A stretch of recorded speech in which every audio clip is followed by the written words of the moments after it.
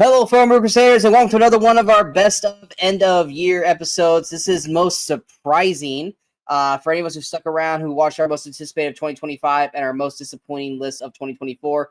We are now on our most surprising films of the year. I am Sean Walskrug. With me, as always, is Brian Michaels, and this is kind of those. This is the kind of episode where it's the movies that we weren't expecting to be as good as they did.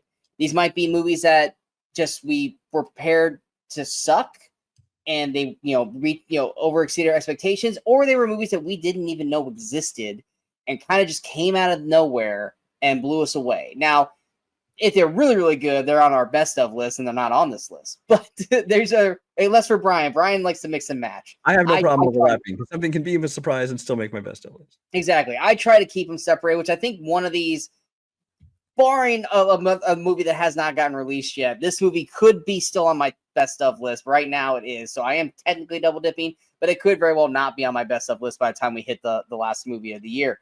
But these are all movies that we really enjoyed, that went above and beyond our expectations for. So this is going to be kind of more of a happier episode, unlike Disappointed, where we were just mad and disappointed with, films. But let's go ahead and get this thing started.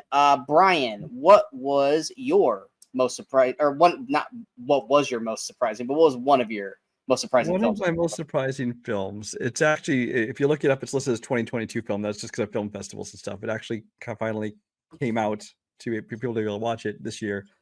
And that's a movie called Hundreds of Beavers.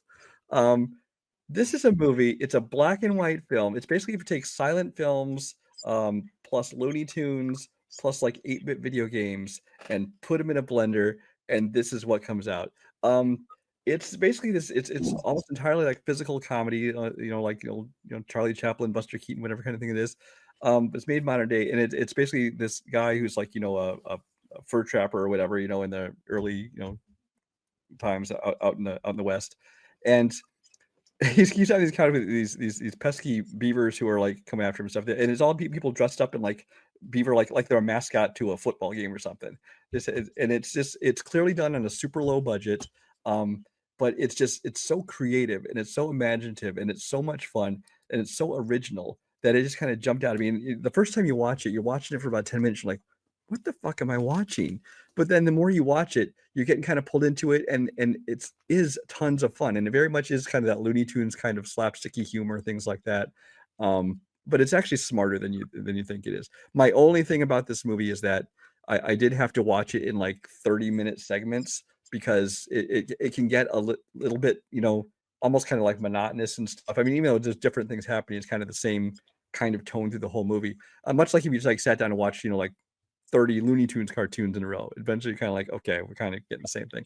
But when I took breaks, between not watching the whole thing at once, they'd come back and everything seemed fresh to me again, and it was all funny. And this is just a movie that I didn't know existed. I had never heard of. I started seeing a couple people's reviews popped up, and like, I gotta check this out. And I just thought it was hilarious. And you can watch this all over the place right now. It's on Tubi TV, Roku channel, Hoopla. It's on Amazon Prime Video, has it right now. So I recommend checking it out. It is a ton of fun. This one, I've never seen it, so I can't really bring anything to it. But the reason why I knew what you were talking about is like, this is the poster that looks like it's mimicking Saturday Night. I put them up next to each other one time. Like, is it just me? Because it's almost the exact same poster. No, it's 100% mimicking the poster for Saturday Night. Except this came out before Saturday Night did. Okay, well then, this poster's existed for 2 years. Yeah. Yeah, so it's a weird ass coincidence for Saturday Night's mimicking Hundreds of Beavers. I remember hearing you talk about this movie, but I have never seen this film at all. So I really can't. I can't it's talk wacky, about it. It's weird. It's fun. Check it out. Yeah, I do understand what you mean by you have to watch it in 30-minute increments. I remember when I first started watching It's Always Sunny in Philadelphia, I could only watch those like 1 to 3 episodes at a time, and then I had to take a breather because I felt like I was going crazy if I watch those more than like 2 or 3 at a time, just because of the characters.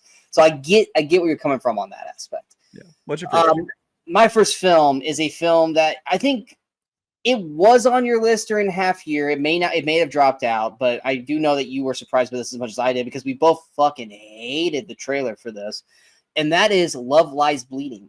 That was going to be my next film. All right, so we'll just roll that together. This is one of those movies that, like, was it A24? I think was it so. Neon? Yeah. It's either A24 or Neon. But it was one of those that like we saw the trailer for it, and it's like, oh my god, it's like trying to be psychedelic. It's like A24. Yeah. Yeah. It's got Katie O'Brien and it's got Kristen Stewart, and basically Katie O'Brien's like this bodybuilder, and she develops this relationship with Kristen Stewart, who's like the daughter of like this crime boss, and basically shit happens. That's the best way I can explain it without going too deeply into it. But there's this like weird, fantastical, like psychedelic A24-ness in Brian's eyes.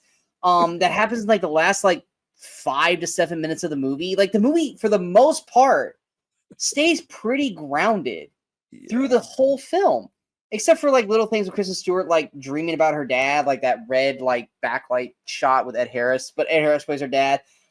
Everyone's actually really good in this. Katie O'Brien is fucking amazing in this movie. Kristen Stewart is great in this film. Ed Harris is great in this film. Who played the brother? Dave Franco, Jenna Malone. They're all great in this movie. And it's actually telling a really good story. It's shot really well.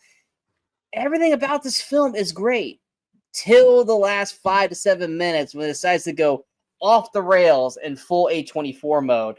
And it could have been a lot higher on my list had that not happened. It could have made a top 10 list at the end of the year. But the last 5 to 7 minutes just completely kind of ruined this film for me. But it actually is a really solid film till those last 5 to 7 minutes. Yeah, this is a film I went into not really expecting to have any feelings one way or the other. I mean, it was A24, so I was kind of like, might not be for me. And it's Kristen Stewart, who, she's fine, but I usually not a fan of the kind of movies that she usually makes. But I'm like, I'll check it out anyway. And I was really, really liking this movie, especially Katie O'Brien. I loved Katie O'Brien in this. I said before, and I'll still say it today, that if I think she deserves an Oscar nomination, she won't get it, but I'd give her an Oscar nomination for this movie. But she acts great. She looks great in this movie. She might get a Movie Crusaders nomination.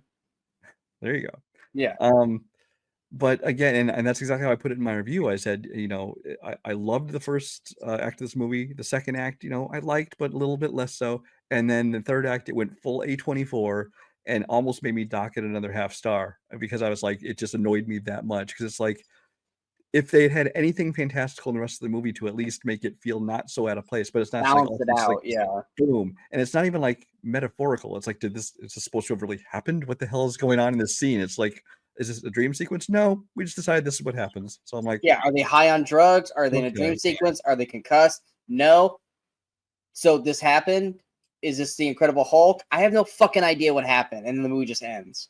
Yeah. So I mean, that last few minutes aside, I was really surprised how much I enjoyed this movie. So there it is. Yeah. Literal definition of surprise. We're both like, fuck this movie when we saw the trailer. I was like, actually, no, you should check this out. This is actually really good. My next one, since I just took your next one there, this one is on Amazon Prime, and this one really brought me back to the 90s comedies, and that is Jackpot. Stars John Cena, Awkwafina. It could have been, and I said this in thing because I know Brian was not a fan of this movie. It almost made me disappointed list. This is a lot of times you could be watching a movie that's not necessarily that good, but if you're watching it with company and they're enjoying it and you're enjoying it watching with them, it can make the movie better. Now, if you watch this movie by yourself on your own, it might not have that same kind of effect. I watched it with Kimberly. We both had fun watching it. We were both laughing along with it. We enjoyed it. So therefore, I had a fun time with it. I have not watched this movie on my own. I have not watched it the same way Brian has watched it. So in my eyes right now, it's a surprise. I could watch this on my own and not like it as much, or it might not hit the same way, much like you said with Deadpool and Wolverine in your most disappointed list. But I think John Cena and Awkwafina have great comedic timing and chemistry together throughout the film.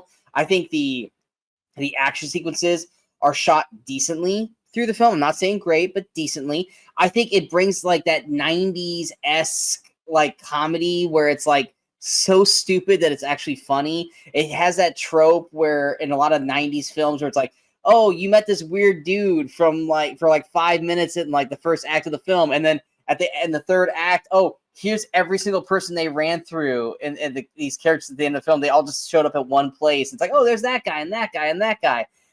it's a very 90s trope, and maybe even early 80s trope. But they do it in this, and it just felt like a 90s throwback to me, and I liked that. It reminded me of that shit, and I didn't look at it in a bad way. I looked at it in a like fun way, and I had an enjoyable time watching this movie. Awkwafina, I think, was decent in the film. Like I said, I think she gelled really, really well with Cena throughout the film. The rest of the cast, not so much, but then none of them are really there to take the limelight away from Cena and Awkwafina. They were the focal point. They take all the brunt of the screen time, and I can tell that they're having fun while shooting that. And that's another thing that I'm important of. If I can see the two people or the people on screen are having fun, that makes me have fun. You can tell when actors are like just going through the motions, and when some of them are having a good time. These two felt like they were having a good time going through it. And it also helped a lot that John Cena's character was a huge Ninja Turtles fan, because literally his first scene is him listening to Ninja Power from Teenage Mutant Ninja Turtles 1990. And I was like, me and this character, we're good. We are good the whole way through. But yeah, I had fun with this film. I loved it. Yeah, now this is a movie. I said in my review, I'm like, this was a really fun concept that could have been a really fun movie in the hands of anyone besides Paul Feig. I think he's not a good director, and I think just the dialogue and the action, I think, weren't done well. I do think that the three main leads, those two and Simu Liu, I thought were fine. The other characters were all like actively annoying. I didn't think they were very good. I don't disagree with that at all. This is a movie I wanted to like. I remember pitching it. I think it was my most anticipated last year because when it was still called Grand Death Lotto, which is a way better title than this boring Jackpot. But yeah, I'm not surprised it ended up going straight to streaming because it disappointed me. But it is what it is. My next one though is another one that went streaming, but that's because it was actually a big hit at film festivals, and then Netflix bought it up and put it out. And that's a movie called It's What's Inside. This is kind of a weird. It's a bunch of like 20 somethings or 30s. They're at a party, and this guy brings over this device which basically allows them to kind of body swap. They change their consciousness in other people's bodies, and then it becomes this game of you don't know who's who, and they're trying to figure out who's in which body. And of course, they're kind of deceiving each other, and then there's a lot of backstabbing going on, and then something goes wrong, and then becomes this threat of who's willing and not willing to switch back. And it's a movie that you don't want to really know too much about going in beyond the basic premise. It's also a movie I said in my review you can't have on in the background. You really have to pay attention to keep track of who's who and what's going on, but in a good way, not in like it's getting too confusing way. It's like you kind of have to play the game with them and try and keep track of what's going on. But I think what I love most about this was the direction of it. I think that this director has a real cool, unique style to him. I like the way it was filmed and the way it was edited and the way everything worked out. And so I'm really looking forward to see what he does in the future. I feel like I would have liked this movie more if Bodies wasn't released within a year. Because it felt Bodies. I know, but it felt so much like Bodies to a point where it's just here's a group of people that are all very douchey and unlikable, and then they get thrown into this weird premise, and then you kind of got to go with what's going on. The acting, I would say, is on par with Bodies. I think the writing is better in this. The style of shooting is better in this. I think the actors are better in Bodies just because they're just better actors than what we got here. These are a lot of, for the most part, relative no-name actors outside of like one or two that you probably have seen in things. The premise was super intriguing, and once you got to that moment that we all know that we're talking about, it definitely changed the whole dynamic of it. I wasn't necessarily super crazy about how it ended, but it wasn't enough to deter it any lower than what I thought it was. It was a solid film. I definitely think it's a movie that people should at least check out. It's one of those Netflix movies like, hey, have you seen this? You should check it out. Not on my most surprising, because I really went in with like relative low expectations, and it went a little above it. But yeah, you had to grow to actually give a shit about these characters, because I was not loving them to start this movie out. But once they started playing the game, it definitely does get a lot more interesting all the way through. My next one, a little bit of a cheat. So I'm going to cheat on this, but you're going to understand and you're going to follow me on this. And I don't know if this is going to be on your list because of how I'm doing the cheat. This movie. I'm sorry, these movies, because it's 2 movies. You know exactly where I'm going, aren't you? Is this on your list? We'll cover it last, but we'll cover it now. Let's do it. Okay. If it's hold on, if it's last, let's hold it off to last then. I'll talk about something else then. Because if it's what I'm thinking, let's end with that. Okay, we'll end with that. Okay, my next one is I think you're the one who told me about this. And it's not that I hadn't heard about it, but you see so many movies, you see so many pictures of movies that you just kind of like see it and then you forget about it and you don't worry about it again. And this is one of those that you brought to my attention, and I don't remember if you had seen it, but you just heard good word of mouth. And this is from Shudder, which I don't have Shudder. But you know, it's a horror streaming service, and this was a movie that literally the only reason why I wanted to watch it was because of the lead and just the dynamic of what the story was, and that is Late Night with the Devil. We're both fans of David Dastmalchian. I think he's a very underrated actor. I think he has a look to him that makes him, you know who he reminds me of? He doesn't, not in terms of looks, but just as like someone who I know is a competent actor, but because he looks a little creepy, he's not getting in, like Crispin Glover. Mm-hmm. It's like you are a very competent actor, but you make people a little uneasy, so you're not getting the roles that you probably should get because you deserve more than what you typecast. Yeah, exactly. And in this, he basically is playing kind of like a late night TV show host, like Johnny Carson, Jay Leno, shit like that. And it's shot. It breaks its own rules very too early in the movie, which I know annoyed Brian.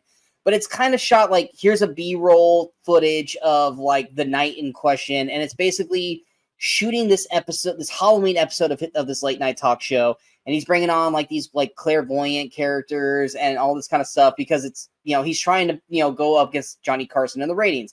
But then like it's B-roll of shooting of the episode, but then when they go to commercial, like the camera follows them backstage. This is what pisses Brian off because it's like, well, it's not really B-roll if it's following the fucking actor throughout the fucking studio. But during the whole show, he brings on a girl who's possessed, kind of treats it like a joke, and crazy shit ensues because of this possession that's being aired live on TV. The rest of the cast around Dastmalchian, they're average at best. It's a Shudder film. You're not expecting top tier, you know, caliber classic. But Dastmalchian is great in this film. I like the way it's shot. I like the aesthetics of how it's shot. I like the premise, even though it doesn't follow the rules like Brian says. I like the aspect of how this movie was shot. It does go off the rails in the final 5-10 minutes, and that tends to be a problem with a lot of these movies. It's like, it was great, but it didn't stick the landing. I think it is a great build through this whole film, except the last 5-10 minutes it just does not land. But I think it's a very solid film that really showcases Dastmalchian as an actor. Like I said, it's on Shudder. So if you haven't seen it, I think there's like, free 30 days for Shudder if you sign up or whatever. But it's definitely worth checking out. My next one is another one that's just on my surprise list because it's one I didn't know existed till right before it came out. And that is Rebel Ridge, which was, I believe, a Netflix film. We are both talking about that one, so we will talk about that one together. Okay. Yeah, Rebel Ridge is a film. It's directed by Jeremy Saulnier, who you may know if you've seen Green Room, Blue Ruin. There's a movie called Murder Party, which is an earlier film of his. It's a ton of fun if you like a good like Halloween horror comedy kind of thing. He has very odd sensibilities. He's definitely kind of an indie director. But this one is kind of, it's almost like a First Blood, his version of First Blood. It's basically this military guy. It literally is First Blood. And the cops start giving him shit, and then he starts having to basically fight back. And then, you know, and he's more than they can handle. And things just escalate from there. And it really, well, it started out as First Blood, but I think that it very quickly turned into a lot more like the Reacher TV series. But I mean that in the best possible ways, because, you know, it's this guy who's just, you know, obviously he's got the skills, he's kicking ass. He has like, you know, a few friends that are not friends, but people that are like, you know, willing to help him out in town. And it's just, it surprised me so much because I knew nothing about this movie going in. I just decided to check it out, and I've never heard of Aaron Pierre, who's starring in it. We were kind of hoping he would turn out to be cast as Green Lantern, but you know, he wasn't. I don't think I've ever seen anything else. Yeah, he was. Oh, he was the one who was cast? Yeah, that's right. He Yeah. was. That's right. So I'm looking forward to seeing him in that. Don Johnson plays a great villain. Anna Sophia Robb is like kind of the one girl who's kind of helping him out. But really across the board, the cast is great. The action sequences are great because it's not. I wouldn't even qualify it as an action movie. I think the best comparison is Reacher. You know, it is kind of this drama, and it's almost kind of a crime thriller, but there's definitely action sequences in it. But yeah, just between Aaron Pierre's performance and just the movie in general, it just surprised the hell out of me. Yeah, this was one that I remember seeing the trailer for, and I was like, I want to watch this, but I'm hesitant because I don't really, outside of Don Johnson, I really don't know the cast that well. So it's probably gonna be one of those that's like, it looks intriguing, but then you watch it and it's like, oh, this is like trigger warning. It fucking sucks. Oh yeah. But then I was actually hearing like good word of mouth, so I watched it, I think like within the weekend that it got released, and I was completely blown away by what I saw. Aaron Pierre is wow. Like the only thing I ever saw him in, and granted it was after Rebel Ridge, was Old, but he looks unrecognizable in Old because he doesn't have the goatee and everything, and he's got like dreads and shit in the movie. But he is amazing in this movie. This quiet like thunderstorm throughout this film, like he holds this presence on camera whenever he's on screen. Don Johnson plays this great like small town piece of shit like sheriff. He does so well, which makes you just go, you know what, Don Johnson still got it. He's still got it, and he's fun to watch. Another guy I love, David Denham. I've always liked him. He's got a good role in this. And you're right, it's more of a, like I said, Reacher, like crime thriller drama. It doesn't have a lot of action, but when it does have action, the action is fucking top notch. Yeah. It's shot incredibly well. It's really choreographed. It's shot smartly. And when I say smartly, is that it knows how to use its angles. Because there's a lot of times where you'll just shoot an action scene, you'll just either have super close up, shaky cam, or you have real wide for everything going. It knows how to use like around the car and following him through the smoke and having like things come out of nowhere, and they make sure you see from every angle of it. It utilizes its scenery incredibly well in its action sequences. That when you wanted more action, They do a great job of setting up the geography of it, so you know like where you are at all times. Exactly. It's very smart directing for a simple Netflix film, because it's a very simple film. It's not this big landscape kind of film. It's very much a First Blood meets Reacher, or even a Walking Tall to a point. It's not doing anything super crazy, and I think that's why it works so well. It's because it's a very small, tight movie. You know, it's not like this big landscaping, like going to multiple towns and cities and all this shit. It's a very much like kind of like you have like the roads, you have the sheriff's office, you've got like this one house, and like town, yeah, and like that's it. There's not really a whole lot in terms of scenery for the shot, so they know how to utilize their space really, really well. And this has been one of the bigger surprises of the year for me. It's right outside of my top 10. Like, it's in my top 15. I was really impressed with this film, and I cannot wait to see what Aaron Pierre does with Lanterns. But yeah, I really, really enjoyed this movie. My next one, which I think is also going to be on the list, I feel like we have a lot of the same shit. This was a movie that I watched last month, and I want to say word of mouth definitely got me to watch this, but I think you watched it, and I think you watching it and telling me to check it out was the reason why I did it. Definitely probably the grossest film of the year. And that is a horror film called The Substance. Did this make your list? No. Oh, wow. I figured it would have. Honestly, it's like when I first saw it, it might have, but like I feel like it's being overpraised at this point, so it's I've kind of cooled on it a little bit. This movie is disgusting, but in the best way, not in like an awful way. It knows how to use its body horror super efficiently. it's for the most part a 3-person cast. You got Demi Moore, you got is it Margaret Qualley, and then Dennis Quaid. I've never wanted to punch Dennis Quaid in the face more in this, or give the man a fucking napkin in this movie more. Demi Moore, who hasn't really done much in terms of acting a little while, she comes in and she fucking dominates the She's script. amazing. Yeah. She's fucking fantastic in this film. Margaret Qualley, she's solid. I think she's getting overpraised for the film because most of her stuff is silent. She does a great job in the movie, but I don't think she's on the same level as Demi Moore in the movie. I don't really want to go into details about this film because the less you know about this movie, the better off you'll be. But this movie is super interesting. There's a lot of questions based off of what's happening that you don't get answered. But the third act goes into this whole other realm that I spent the whole last act going, like, just like mouth open, like, what the fuck?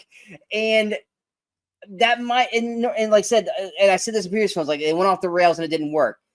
This went off the rails, but I was in such shock watching it go off the rails that I couldn't really decipher if I loved it or hated it based off of what we got, because the movie is so like batshit crazy the whole way through that when it went off the rails, I'm like, well, this is the inevitable, I guess, outcome that we were going to, that when it ends, you're just like, I don't know if I loved it or not, but the experience that I just went through is more than enough to go, I was not prepared for this, and I was completely taken away by this, and I was surprised as hell, which is the whole epitome of this episode. It's not going to make my top 10 list by any means, but in terms of doing what it did, which was shock me, Substance did that to perfection.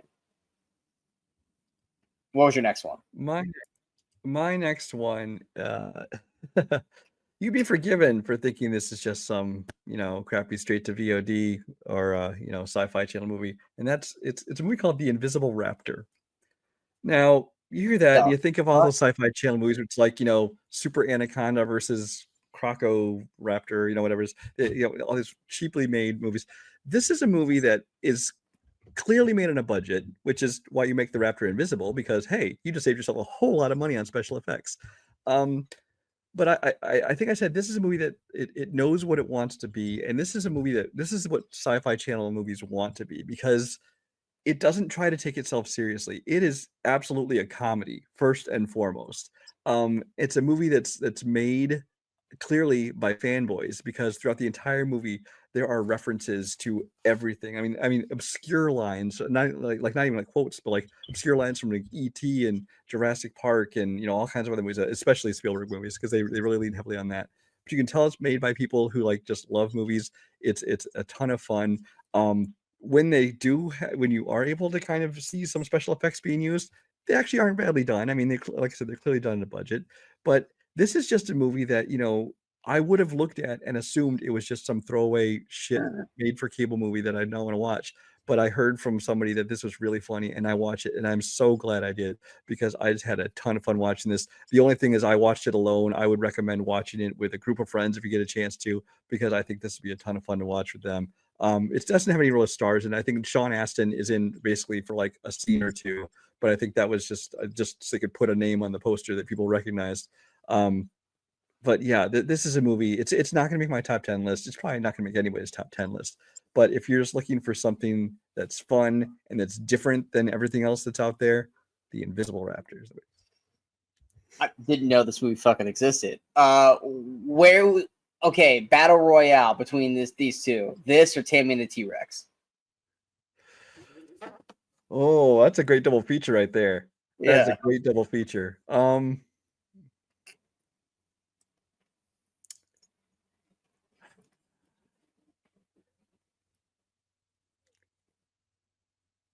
I think I'd go with this one, only because I think this one is more intentionally funny. Well, the other one's clearly a comedy, but then a lot of it you're laughing at the movie for things that are so bad about it too. So, but that's a great double feature. I recommend that. That's what I want you all to do. Go home and watch that. You watch Tammy the T-Rex and then the Invisible Raptor. Oh my god, what a shit night that would be. What are you talking about? That's definitely like Mystery Science 3000 night. Well, here's the thing. It's Tammy and the T-Rex. Yes, it's intentionally a comedy, but it's a bad movie that's fun to watch because it's kind of so bad and the acting's bad and the effects so of this bad that it's thing is bad. This one is a comedy and it's funny because the jokes are funny, the things they're doing are funny. It's intentionally being funny and it's a lot of fun. Okay. My next one is a surprise because I hated the first one so fucking much. Brian hated the first one so fucking much. Was it Joker Follow You? Now that's the second one. I'm talking about the first one. The only reason I watched the second one was because of the lead. Little did I know that this movie was actually really fucking good, and that's Smile 2. Did you still haven't seen it? Nope. Okay. Anyone who watches the channel knows how much Brian and I dislike Smile. It's stupid. It's not scary. All the scary parts were in the trailer. I'm blanking on her first name, but Kevin Bacon's daughter is Sosha, I think. Sosha Bacon, not that good of an actress. I think she's capable. She just wasn't good in this. The whole premise just didn't work. It felt very much like it was trying to do a knockoff version of The Ring. And then once you got to reveal what the actual monster looked like at the end of it, it just felt like a laughably like B-movie bad like looking monster. I don't think it looked very good. That was the first film. Going into Smile 2, I know what I'm coming into because I saw the first Smile. I know eventually I'm going to see that ugly looking monster. I know that it's basically a jump scare movie. I know everything that I'm expecting to get because I saw the first film. So I can either continue to be mad at Smile 2 for doing the same shit, or I can go, I know how the table's met. I know how the food is made. I either have to get on board or just immediately start hating the movie. But the reason why I give this movie a shot is because it's starring Naomi Scott, who is someone that Brian and I both thoroughly enjoy. We think she's a up-and-coming actress who has the presence of being something special. But makes a lot of movies I don't care for. Yeah. Smile 2 is that movie. Naomi Scott deserves a nomination. Just like Demi Moore for The Substance. The horror performances this year for the women are, to me, some of the best performances of this year around. Between Demi Moore and Substance, Naomi Scott and Smile 2, and then another performance of a movie I'm going to be talking about here in a little bit. The women are killing it in horror this year. And Naomi Scott does such a phenomenal job in this movie. She goes so far gone into manic when she starts to be infected by the Smile monster or whatever the fuck you want to call it, that you buy into everything she's going through. And she does such a fucking amazing job in this movie. Like if you hate the movie, the first film, like Brian and I do, Smile 2 will change your mind. Not about the first film, but it will make you like this movie because Naomi Scott's so fucking good in this. But the main thing too is that was the thing that didn't work about Smile, or the thing that just was is that okay, it was in a psych ward. Everyone's creepy there. It is what it is. You can kind of take it or leave it. Naomi Scott is basically a huge pop star who is recovering from a bad accident where she became addicted to pills. So she just kind of came out of rehab. She's about to start a tour, and then she gets infected by the Smile monster. And when you're this woman who's effectively like a Sabrina Carpenter, Taylor Swift, name any of them. And Lady you have Raven. Lady Raven. Yes. Yeah, outside of Trapped, where M. Night's forcing his daughter to sing on stage, and she's not that great of a singer, and you're forcing to watch performances. Naomi Scott is a good singer, and when she does perform, it's actually good. And the music in this is actually good. I actually like the songs that she sings in this movie. That's a whole nother other thing. But you have this presence of this woman who is surrounded by fans who are all smiling and screaming because they want to be around her, which makes the element of when the Smile monster shows up, they're like, oh, is this the smile thing, or is this just a creepy fucking fan? And it's that unknown that adds to this element, to this character. And it works so effectively.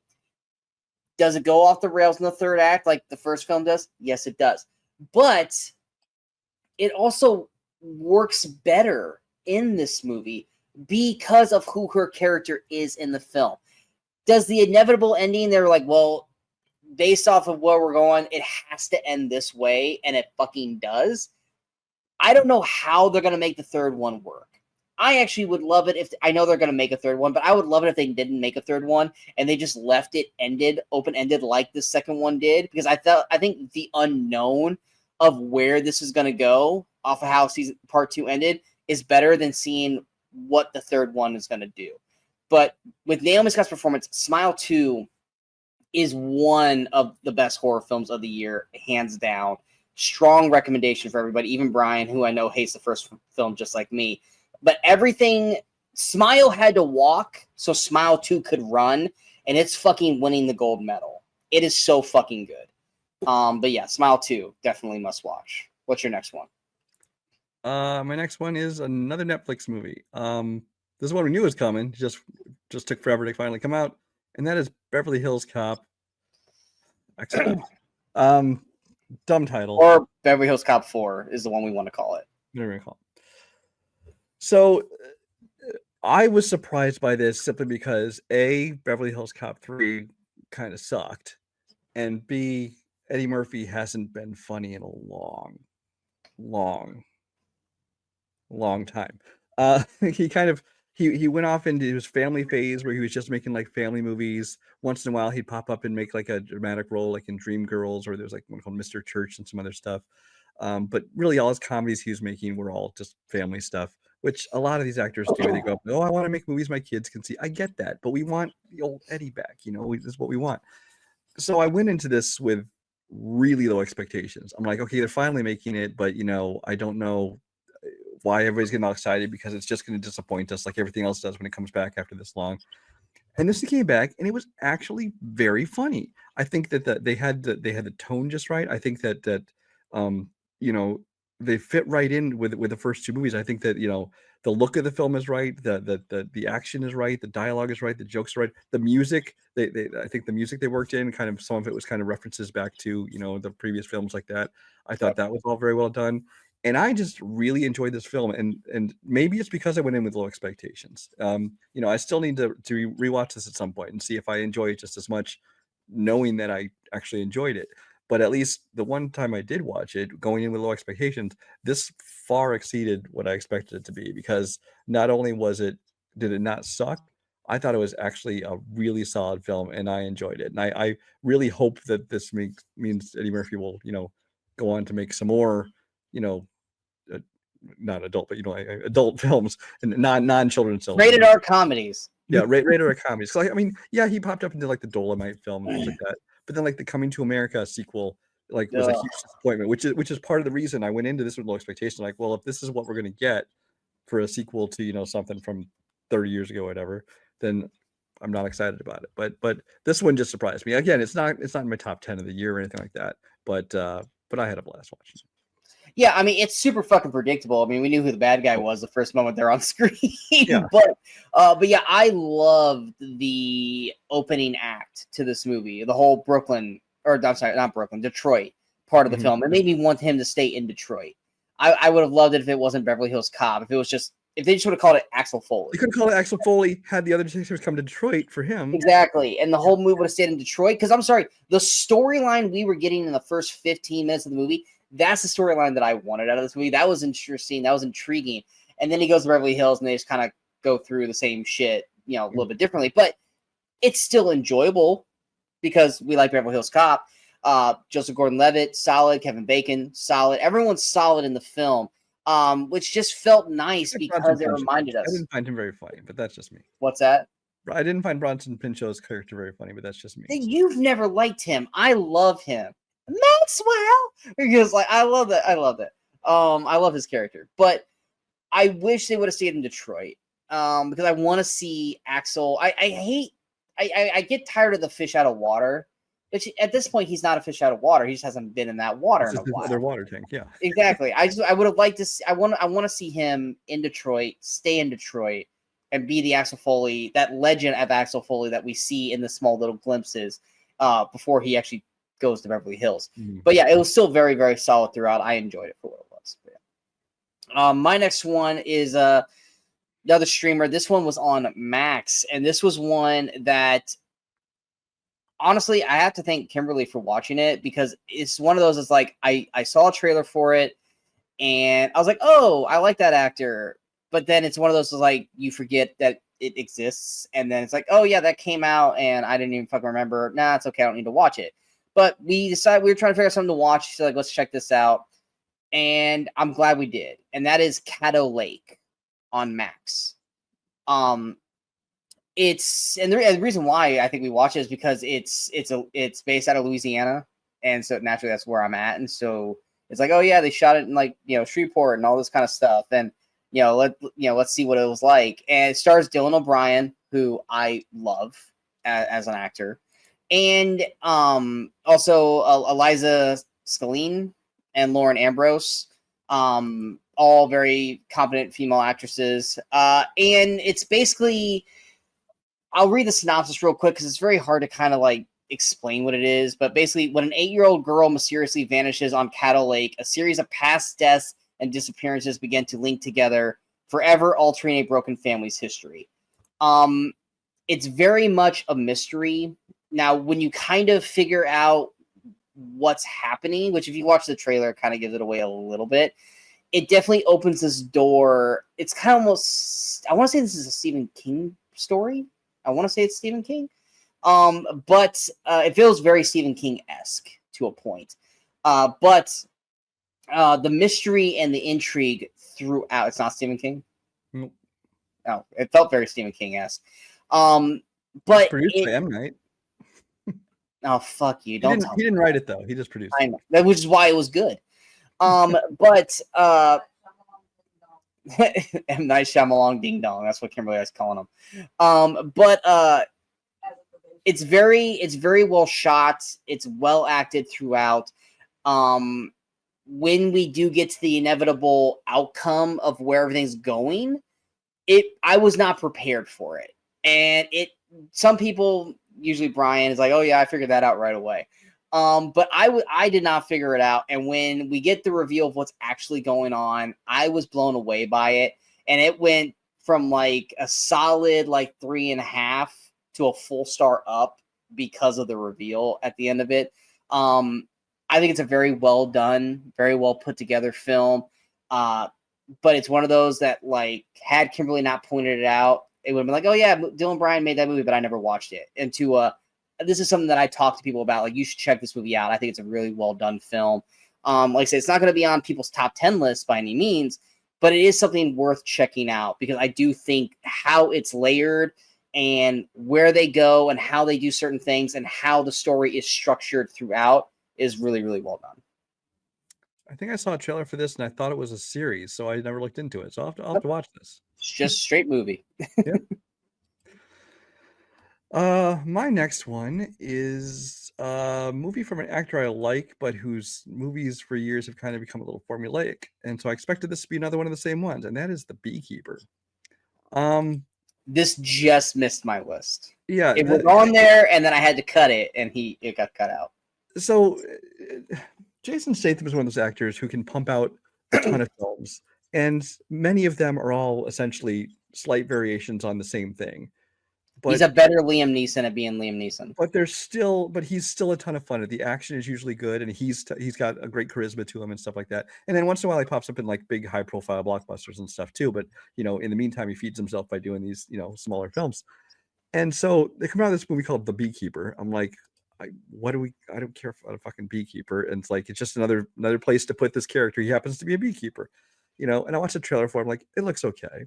But then I realized this one's directed by David Ayer. He's like, a real director, not just like a straight to video movie director. And And so I'm like, you know what? I'll check this out. And really from the very beginning, I actually really, really enjoyed this film.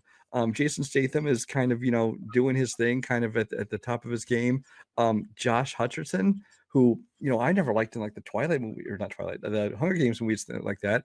But I think that when he does something like this, something that's different, he's playing like this douchey rich boy CEO of this run this company, that I think he played that part perfectly, because you're not supposed to like this guy. You're supposed to think he's a fucking little punk, and he plays that perfectly. Jeremy Irons kind of adds some gravitas to it. I'm actually kind of surprised he was in this movie, but I'm glad he was, because although I will say the only downside was him trying to do an American accent. Doesn't always work. His voice is too iconic to try to force him to go American. Yeah, and then there's like a weird subplot with the cops. You're not kind of sure what their relationship with each other is. They have this weird bantery relationship. It's a little weird, but but I don't care, because this movie, it gives you exactly what you think you're getting. You go in, you get this great Jason Statham kicking ass. It's creative, it's brutal. They do, I think, try a little too hard to build like this lore, but kind of this world building. It's kind of, I think I said in my review there, that it feels like they're trying to make their own Jason Statham's John Wick, and so they can make, and they totally are. I'm sure they'll probably make a sequel to this, and I'm fine with that. But I think that at some point in the movie, it does kind of try and get weighed down in that a little bit too much, especially because some things don't make sense. But the supporting cast characters, like they send after him, range from just the faceless SWAT team members or Secret Service members to cartoonish villains that come after him, like one who has a fake leg, and another one who's like using a minigun out of the top of a car or the back of a car or a truck. And it's just a ton of fun. It's over the top, and I really just love it. Minnie Driver shows up in it for about a second and a half. I'm not quite sure why, if there's like another subplot that was cut or scenes that were cut, because otherwise I'm not sure why she bothered doing this movie, because she's literally in, I think, 2 scenes for a total of 3 tops, 3 to 5 minutes tops. Yeah. But yeah, this one just surprised me, because it very easily could have been another throwaway generic direct-to-video action movie, but it wasn't. Is actually one of his better films in a long time. Well, I mean, this is one of those that, like, it came out in, was it January or February this came out? January. We're first weekend of the year, I think. Yeah, it's one of those movies that gets dumped off in the beginning of the year when no one's really heading to the movies because they're watching the Oscar films or the generic January horror film that they drop, usually Scream, the last couple of years. And so it's just like, let's throw an action movie out there. Oh, it's Jason Statham. People will go see Jason Statham. I didn't think anything of this movie. I didn't care to think of anything of this movie. And then the word of mouth for this was just going crazy. I was like, all right, I guess I'll check this out. What works about this movie? And some movies need to take notes of this. Is some people think that you need to spend 30 plus minutes developing a relationship in order for the character to have an understanding of why this character is going to do the things he do. The Beekeeper managed to establish a relationship between Jason Statham and Felicia Rashad in under 7 minutes. Basically over the opening credits. Exactly. And they were able to do enough to establish their relationship, what happens to her, how, and how he feels about this, that totally sets the path for his character through the rest of the movie. You understand his reasonings, his who, what, when, where, why he's doing this, and why he won't stop until it's all done. Because literally in 3 to 5 minutes, 7 minutes tops, you establish that well enough. That is the best thing this movie does, is establish that connection and the reasoning for why he's doing what he's doing. And a lot of movies just think they have to stretch it out for super long periods of time. No, you just need to have a good understanding of writing in that short amount of time, and you're set for life. There is some overacting in this, not great overacting, and it's usually the people who are running the centers. Scam, they're the scam centers. Those ones are usually the worst actors. I agree. Josh Hutcherson is great as this like pesky, like pansy ass little villain throughout. Action sequences, they're Statham. They're going to be solid throughout. That one final battle, like in the hallway, with that one assassin guy, I thought was really well done. Jeremy Irons, wish he had a little more to do in the movie than what he was in, but it is what it is. But yeah, Beekeeper is one of those that like should have just been a throwaway January action film, and actually became kind of the first surprise hit of the year. And we know we're going to get more of these because, like you said, they were setting it up to kind of be its own John Wick or like franchise like that, and it made money. So yeah, there's probably at least another 2 or 3 of these in the future. My next one is another movie that I heard straight up word of mouth. Don't want to give too much away, much like Substance, because it's the unknown of it that makes it work. And that is Strange Darling. This is a horror film that is all about averting expectations. Like I said with Naomi Scott in terms of her performance for Smile 2, Willa Fitzgerald is fucking amazing in this film. Like I said, the horror girls in 2024 are top notch between Demi, Naomi, and Willa. All 3 of them knock these roles out of the park. Kyle Gallner, also in Smile 2, he's great in this film. The rest of the cast around them, kind of idiots. If you're a person who has a hard time doing that suspension of disbelief, this movie's going to frustrate you kind of in the latter half of the film because you're like, why would you do that, you fucking idiots? But so the movie can happen. Largely a 2-person film, though. Yeah, exactly. It's largely a 2-person film, and Kyle Gallner and Willa Fitzgerald are both amazing in this.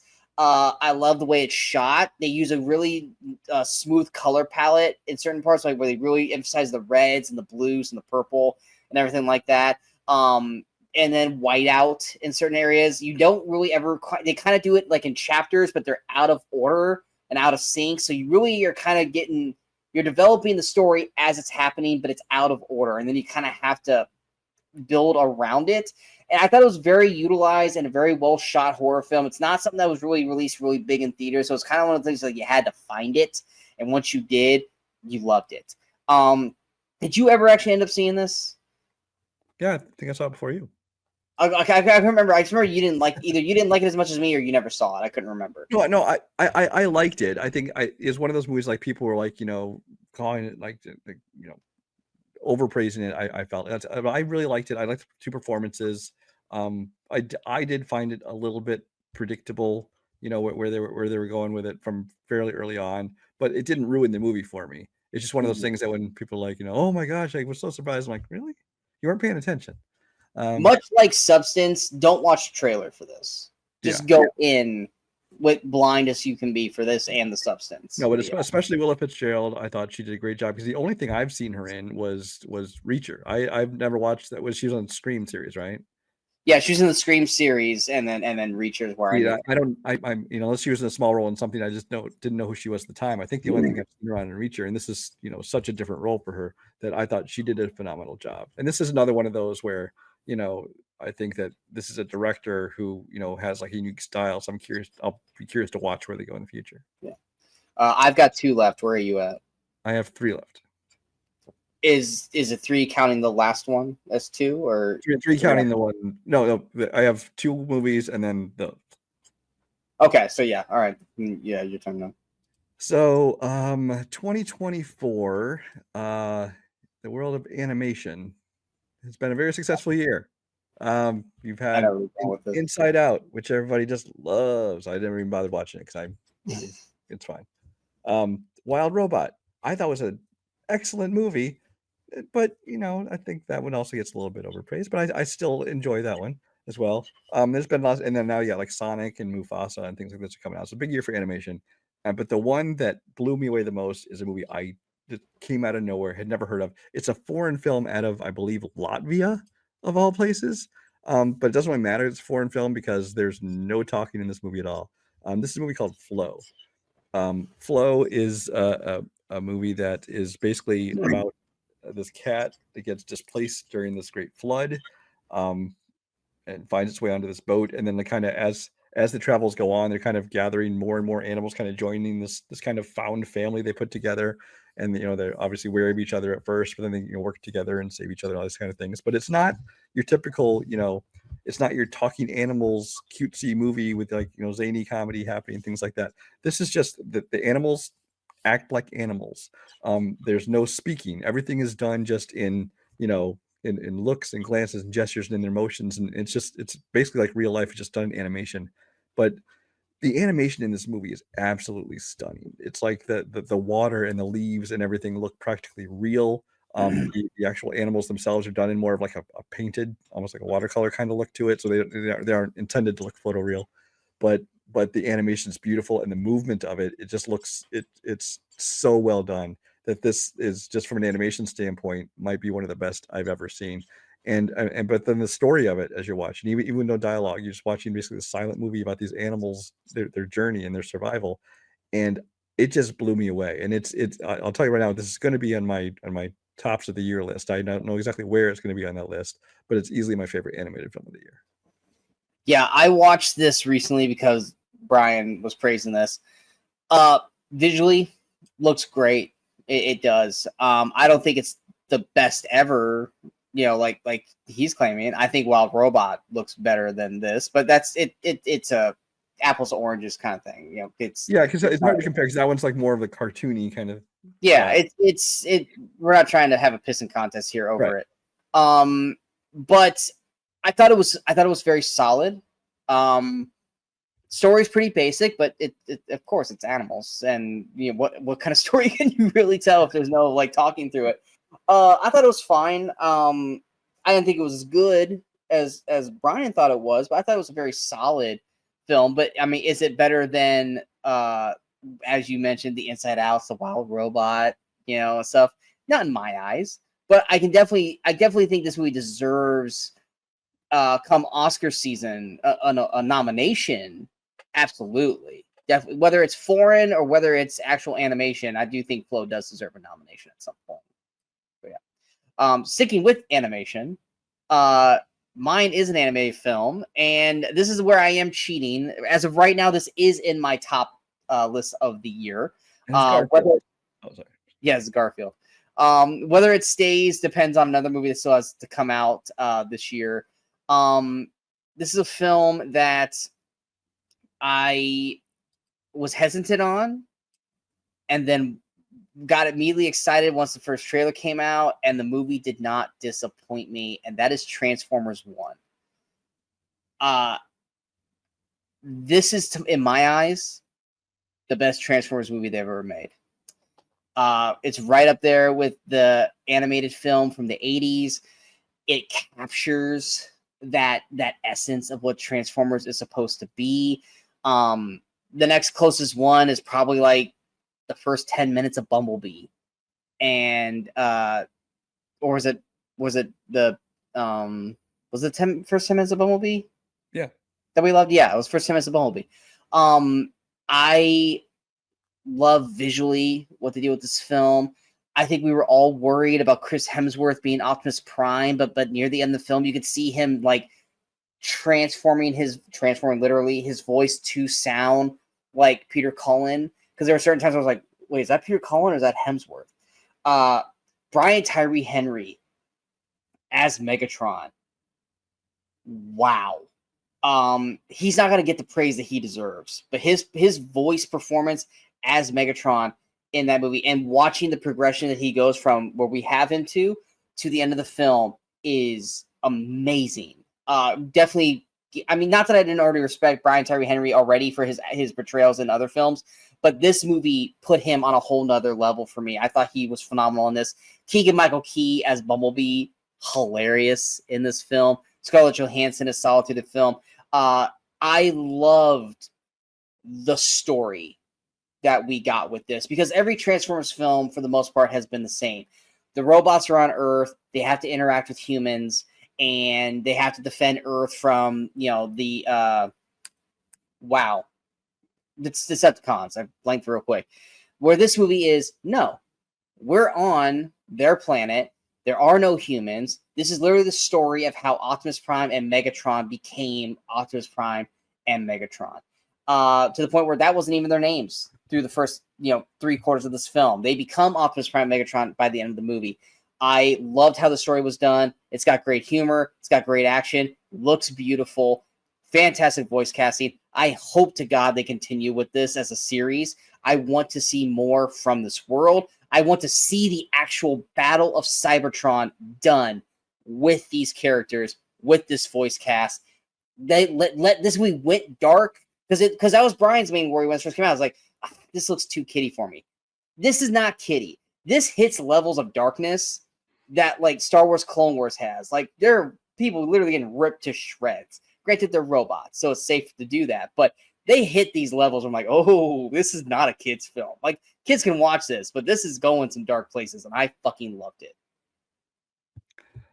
When it was doing those dark things and having these great action sequences and things like that, it was great. But I think there was enough points where there was very childish humor and childish dialogue and things like that that clearly was aimed to entertain kids that dragged it down a bit for me. I did enjoy this movie quite a bit, more than I expected to, because I thought the whole thing was going to be kind of that juvenile level. Yeah. But it wasn't. I mean, there was kind of it was A balance. a balance, a little bit of an imbalance for me, because like I said, I would have preferred the whole thing to be more like, the good parts, and do away with the childish stuff. But I understand that, that's obviously the target audience for this, so they're going to have it be like that. That being said, I did enjoy this more than I expected. I don't think they're going to make any more because Hasbro's decided that they're getting out of the movie making business. So we'll see if Paramount still wants to make it without their help, their funding. So, is what it is.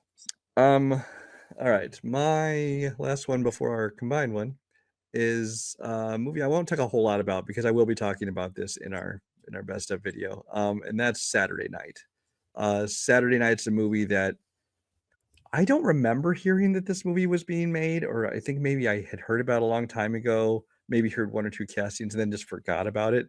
But then all of a sudden this trailer hit and said, not only is this movie coming out, but it's coming out in like, a month or two. And I'm like, wait, what is this movie? And it's Jason, Jason Reitman directing this film. It's written by Jason Reitman with Gil Keenan, who of course together wrote the Ghostbusters movies, which that's hit and miss. But what I love about this movie is a kind of the pacing of it, which it has really that kind of that Aaron Sorkin kind of walk and talk feel you get in things like Studio 60 on the Sunset Strip, which if you haven't seen that, go binge that whole series, or West Wing, things like that. But then especially the ensemble cast. There is not a weak link in this cast. I mean, there are definitely some that are better than others, but everybody does a great job. Some people are really just sound exactly like their characters. I think Dylan O'Brien was the biggest surprise for me, that he's able to pull off this perfect Dan Aykroyd, and the guy who plays Chevy Chase does a great job. And there are other ones who maybe don't look or sound exactly like their characters, but they absolutely have the spirit of it, and you can totally identify them as that person, and does a great job. And it's just kind of this snowball of tension as they get closer and closer to showtime and everything's going on, and that it's just a great job. And like I said, I'll be talking about this one more later on. Yeah, I 100% am talking about this on the best of show. Yeah, voice cast. The entire cast is Corey Michael Smith, who did Chevy Chase. Perfection. Gabrielle LaBelle as Lauren Michaels, I thought was great. Rachel Sonnet, probably the best performance of her entire career and most likable performance of her entire career. The frantic, manic craziness that they go through in this like 90 minutes was awesome, insane. I loved riding that roller coaster. You and I both said after we saw this that like I would love to have seen them do the whole series of this, of them shooting the whole first season and just watching that. Like I wanted to stay with these characters. I wanted to stay in this fucking crazy ass world that Saturday Night delivered. We will talk about this deeper on our best of episode because it's going to be on both our lists. But yeah, so that is Brian's last one before we do our collective one. Going to our collective one, like I said earlier, Brian and I are both doing a cheat. These are two films that should have been released in the first fucking place. These are two films that were on Netflix. They were released what was it, about 4 months apart? Was it about 4 months apart? The first one, yeah, and it was like December and April, and then these two came out in I think August and September. Yeah, they released let's call it a theatrical PG-13 version in December and April, and they weren't great. They weren't great by any means. I like Disappointing. them more than most people, but I admit they were. Yeah, disappointing would be the word I would use. And then they decided to release the director's cuts of these films, and we're like, why do we fucking want to watch these again? Like, we just watched these and they weren't that great. Now you're telling us to watch these again, but they're also like 2 hours longer. But they're fucking really, really good. That's Rebel Moon, the director's cuts. Part 1, I think it's called what? A Child of Fire, and I think It's called Child of Fire. Now it's Chalice of Blood is the director's cut title. Yeah, Chalice of Blood, and then what's the second one called now? Is it still the second one is now called The Curse of Forgiveness, the director's cut. Yeah. The non-director's cuts. The first one's okay. The second one I don't think is really good at all. But once they added these director's cuts with I'd say about an hour added to both, it fleshes out the characters more. It fleshes out the story.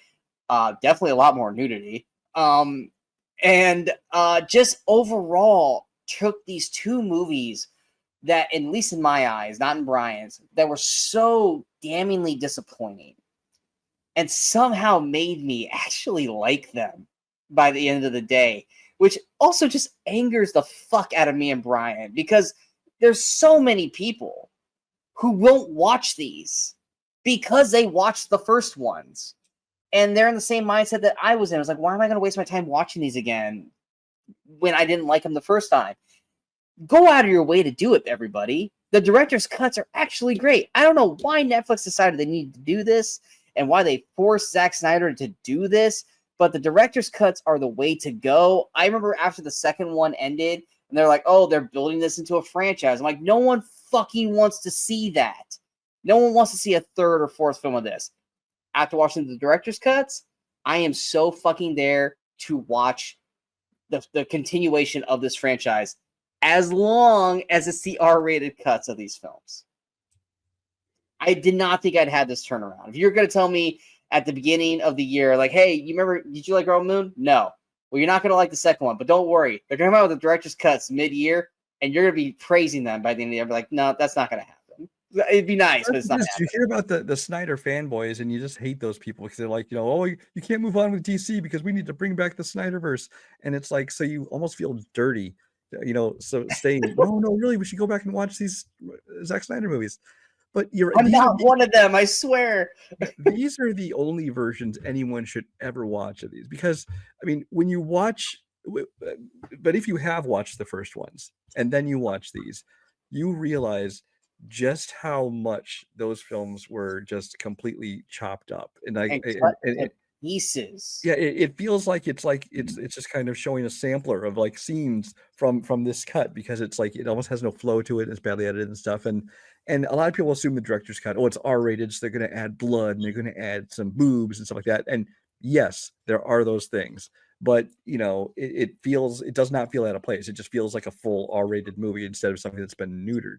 But then so much of the stuff is added, whether it be whole scenes or just segments of scenes or externalized dialogue. It adds so much to the movie, to the background, to the character development. And and I know people are watching this right now and rolling their eyes. They're going, no way am I going to watch this movie again. And there's people that have already decided they were going to hate it anyway. So be it. But if you are the kind of person who got any enjoyment, you saw the potential even in some of the things of those original cuts, not the original cuts, the first release cuts, I should say. You owe it to yourself to check these out, because it improves on everything across the board. There's literally a character in the original cut that like gets killed in the second movie, and you don't know who the fuck that person is. You're like, who the fuck's this guy? Why are they focusing the camera on this character like this? And we're like, all right, that's weird and random. And then you watch the director's cut, like, this is actually a character who's had a vital storyline throughout both films, who has had ample screen time, so that when you actually do watch their death in the director's cut, you're like, oh, now that makes sense.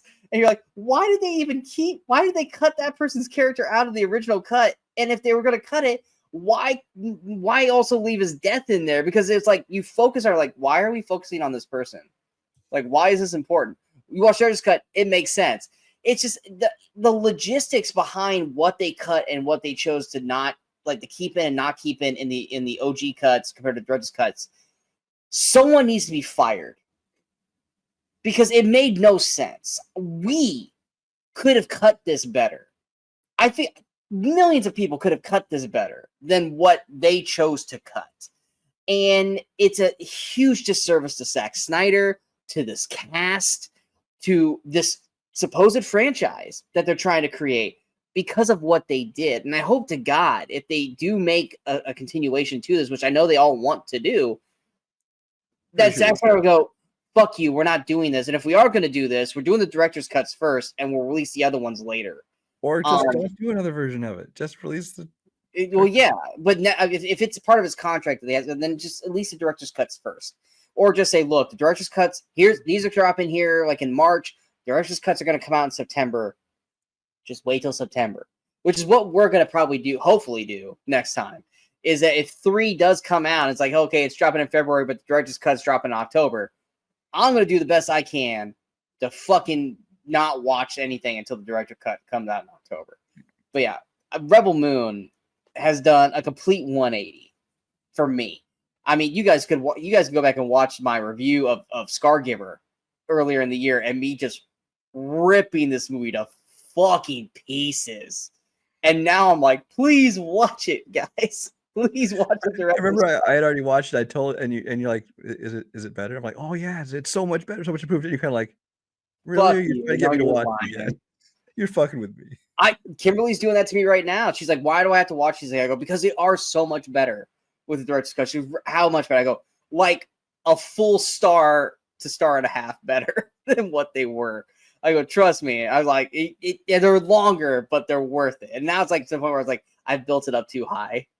So she's gonna watch like it's there's okay. danger of that. There's danger of that. Yeah, there's that. These aren't perfect movies. Don't get me wrong. No, they're not. But compared to what they were, huge improvement over the other ones. And that's not to say like, oh, it used to be complete crap. Now it's just sort of crap. No, they're actually good movies now. They just aren't 5-star movies, but they're very good movies. They're sort of crap, and now they're actually like good to the point where I want to see more. Yeah, that's what they are. But that is our episode. We hope you guys enjoyed it. If you guys did, go ahead and hit that like, share, and subscribe button to the channel so you guys stay up to date with all the latest videos pop up on the Movie Crusaders. Of course, we have to follow us on all the social media outlets you see below. What were your most surprising films of the year? Was it the Rebel Moon director's cuts? Was it anything that we mentioned previously, or was it something that we left out? Let us know in the comments below.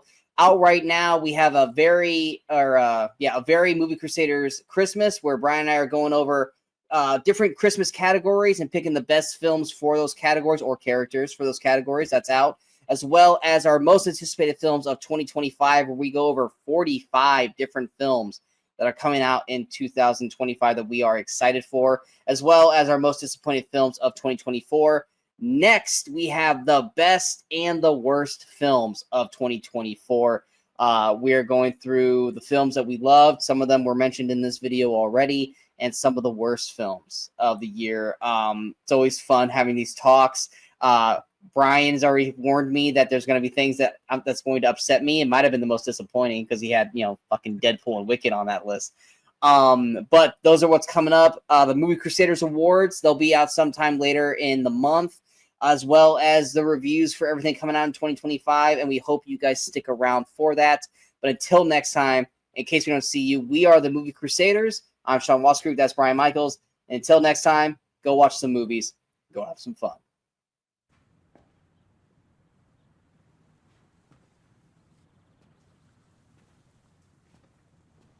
You're still here. It's over.